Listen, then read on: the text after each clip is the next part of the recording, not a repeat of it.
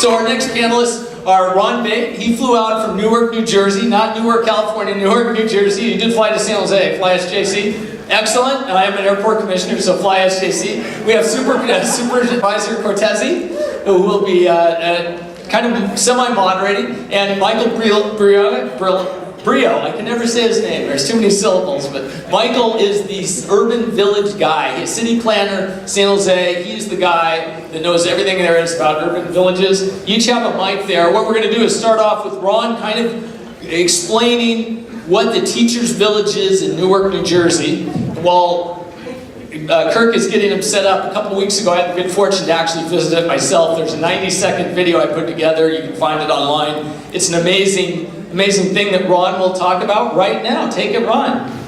Thank you.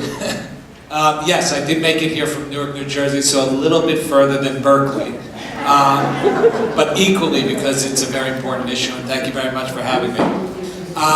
I guess I'm here to tell you that we've done it before.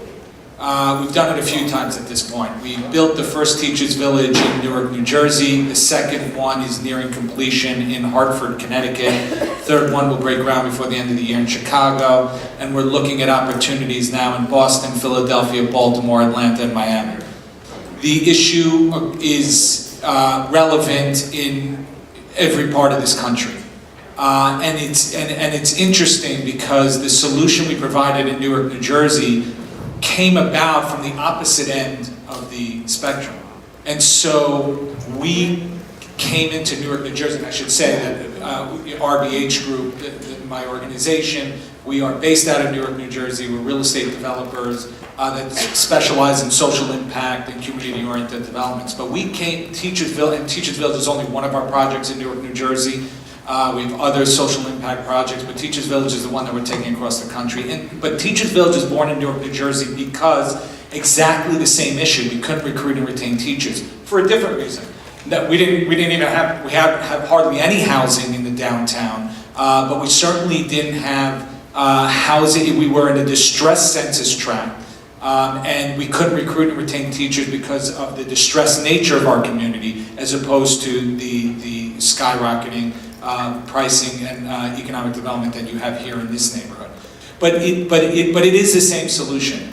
We had to create and when we were thinking about that, not only were we thinking about recruiting and retaining teachers, but we're talking about the vibrancy and creating the vibrancy in Newark, New Jersey, and focused in on middle-income housing. We only had to look right across the river in Manhattan and New York City and understand that the rent-stabilized and rent-controlled units that were protected created a vibrancy for the metropolitan area that was necessary. Socioeconomic diversity is necessary for the vibrancy of a community.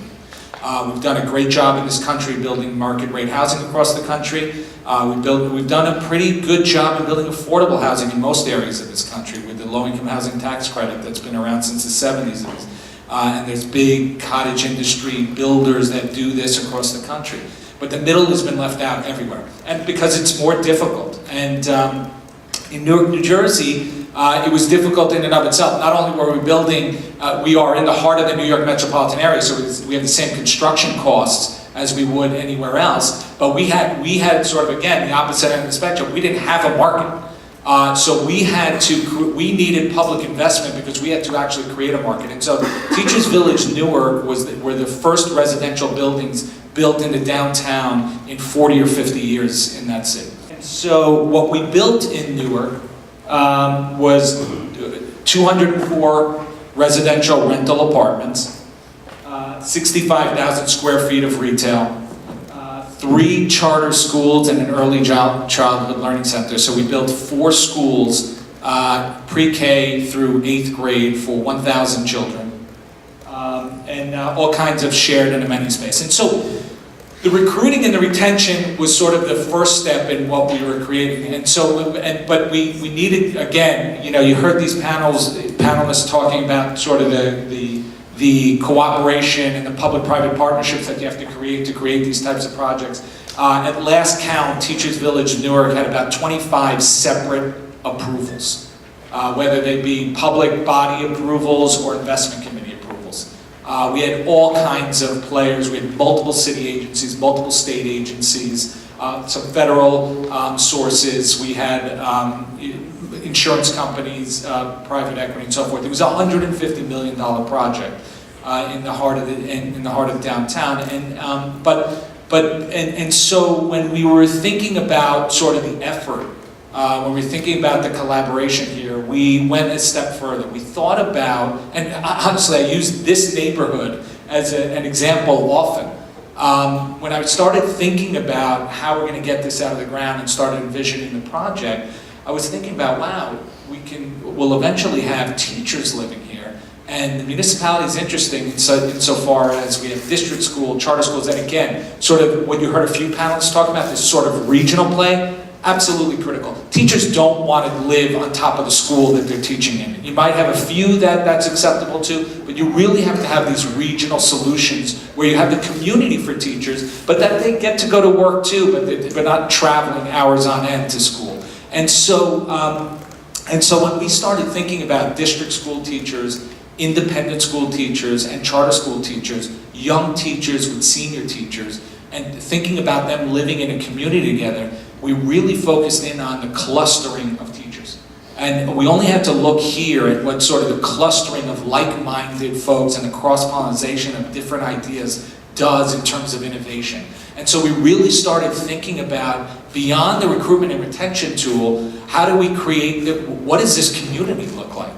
And so Teachers Village at its core is a community for for educators centered around education. And what I mean by that is, well, here are some of the units here. You can see that, number one, we created quality housing. First of all, this is the entire community is a LEED neighborhood development. One of 2 designated in the state of New Jersey, one of probably only 2 dozen in the country. So the whole thing is an environmentally green-friendly project.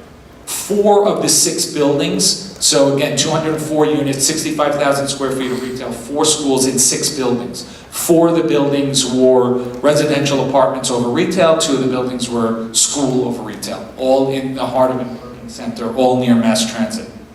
The community aspect of this centered around not only the educators sort of socializing with one another in the retail, and we have all kinds of amenity space in terms of basketball courts and fitness centers and so forth, and creating sort of, again, that quality type housing with amenities and so forth. Again, 4 of the 6 buildings was designed by world-renowned Richard Meyer, who I think designed a civic building in this neighborhood.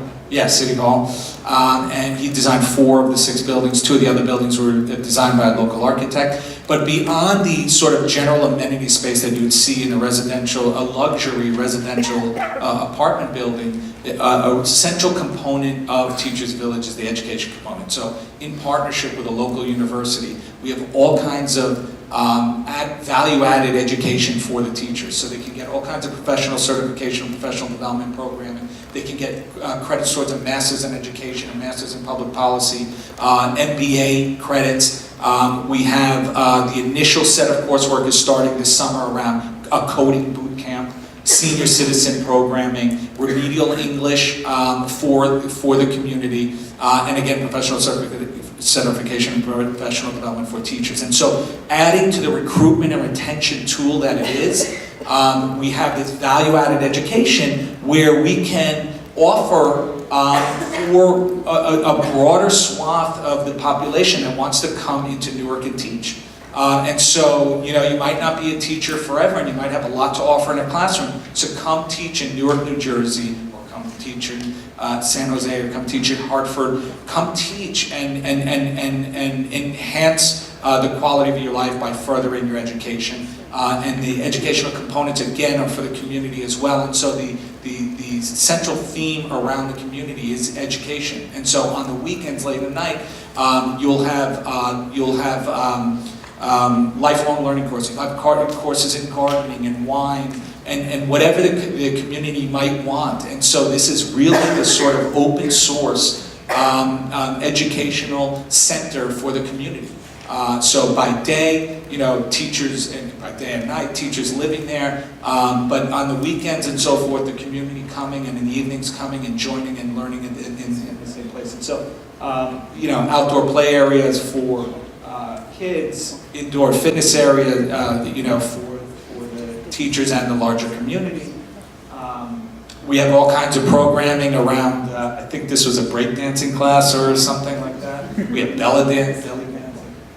This is the incubator where the Q is that permanent sort of educational space that we talked about that we have in partnership with community organizations but really programmed by the local university. We have this incubator, which is a smaller space where actually the teachers are incubating programming for that permanent Q. And so this is right here, I think you're looking at an entrepreneur program where a teacher who's living in the development held an entrepreneur program for teachers in the overall municipality so that they have that they know how to put a business plan together for their summer vacations if there's an entrepreneurial spirit in the teacher.